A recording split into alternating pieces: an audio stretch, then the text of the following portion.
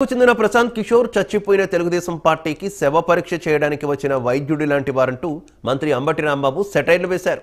Material బాగోలేనప్పుడు మేస్త్రి ఏం చేస్తారంటూ అంబటి ప్రశ్నించారు. బీహారీ డెకాయిట్ ప్రశాంత్ కిషోర్ అంటూ గతంలో చంద్రబాబు లోకేష్ చేసిన వ్యాఖ్యలు మరిచిపోయారా అంటూ అంబటి ప్రశ్నించారు. రాబిన్ సింగ్ పని అయిపోయింది కాబట్టి పీకేను తెచ్చుకున్నారంటూ విమర్శించారు.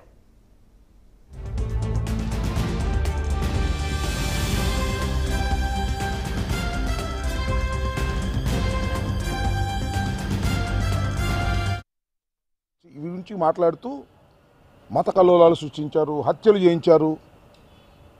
ఇవన్నీ కూడా బీహార్ నుంచి వచ్చినటువంటి బీహార్ డెకాయిట్ ప్రశాంత్ కిషోరే చేయించాడు అని సాక్షాత్తు నారా చంద్రబాబు నాయుడు గారే చాలా స్పష్టంగా చెప్పాడు. ఈ లోకేష్ కూడా అప్పుడు మంత్రిగా ఉన్నాడు. ఆయన కూడా ఏం చెప్పాడంటే, ఈ ప్రశాంత్ కిషోర్ అనే వ్యక్తి వైఎస్ఆర్ కాంగ్రెస్ పార్టీకి నమ్మకం లేక వారిని తెచ్చుకున్నారు అనేటువంటి కామెంట్స్ చేశారు. అవన్నీ ఇప్పుడు గుర్తు చేసుకోవాల్సినటువంటి అవసరం ఉందని నేను చెప్పదలుచుకున్నాను. ఎందుకంటే ఎంతగా చంద్రబాబు నాయుడు గారు లోకేష్ గారు దిగజారిపోతారో గుర్తుపెట్టుకోండి. అవసరమైతే ఎలా కాళ్ళు పట్టుకుంటారో గుర్తుపెట్టుకోండి. ఒకప్పుడు బీహార్ డెకాయిట్ అని తిట్టినటువంటి ప్రశాంత్ కిషోరే ఇవాళ మాకు వ్యూహకర్తగా కావాలని ఢిల్లీ వెళ్ళి బతిమలాడి తెచ్చుకున్నారు. అంటే వారికి ఆ కాన్ఫిడెన్స్ లేదని కూడా ఈ సందర్భంగా నేను మనవి చేస్తున్నా.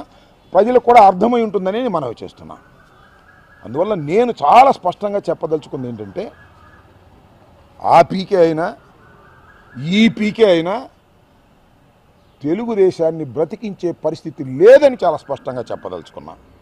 అంతేకాదు, నేను ట్వీట్ చేసిన విషయం కూడా మీ అందరూ చూసే ఉంటారు, మళ్ళా చెప్తున్నా. మెటీరియల్ మంచిది కాకపోతే మేస్త్రి ఏం చేస్తాడు? ఏమైనా చేయగలుగుతాడా? మెటీరియల్ బాగుండాలి కదా దేనికైనా.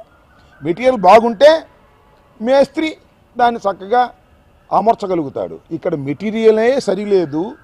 ఎంతమంది మేస్త్రులు వచ్చినా మెటీరియల్ పనికిరాని మెటీరియల్ని ఏమీ చేయలేరని రాష్ట్ర ప్రజలు, ముఖ్యంగా తెలుగుదేశం కార్యకర్తలు అర్థం చేసుకోవాలని కూడా ఈ సందర్భంగా నేను చెప్పదలుచుకున్నాను. ఇంకా ఏదన్నా ఉంటే డాక్టర్లు అప్పుడప్పుడు ఇది రెండు పనికొస్తారు. డాక్టర్లు ఒకటి వైద్యం చేయడానికి పనికొస్తారు, ఒకటి శవ పంచాయతీ చేయడానికి, పోస్ట్ మార్టం చేయడానికి కూడా పనికొస్తారు. ఇప్పుడు ప్రశాంత్ కిషోర్ చనిపోయినటువంటి తెలుగుదేశానికి పోస్ట్ మార్టం చేయడానికి మాత్రమే పనికొస్తాడు తప్ప ప్రాణం పోయడానికి పనికిరాడనే వాస్తవాన్ని ఇవాళ కాకపోతే వచ్చి పరిశీలించిన తర్వాత అయినా మీకు అర్థమవుతుందని ఈ సందర్భంగా నేను చెప్పదలుచుకున్నాను. ఎంతమంది ప్రశాంత్ కిషోర్లైనా, ఎంతమంది పవన్ కళ్యాణ్ అయినా కట్టగట్టుకొని వచ్చినా, ఎన్ని వ్యూహాలు చేసినా, ఎన్ని వ్యూహాలు రచించినా తెలుగుదేశం పార్టీని బతికించటం సాధ్యపడే అంశం కాదు. జగన్మోహన్ రెడ్డిని ఓడించటం అంతకంటే సాధ్యం కానటువంటి పని అని అర్థం చేసుకోవాల్సిందిగా ఈ సందర్భంగా చెప్పదలుచుకున్నాను. అంటే రాబిన్ సింగ్ పని అయిపోయిందనమాట. ఆ వ్యూహకర్త పని అయిపోయింది. కొత్త వ్యూహకర్త రావాల్సి వచ్చిందంటే ఇక రాష్ట్ర వ్యాప్తంగా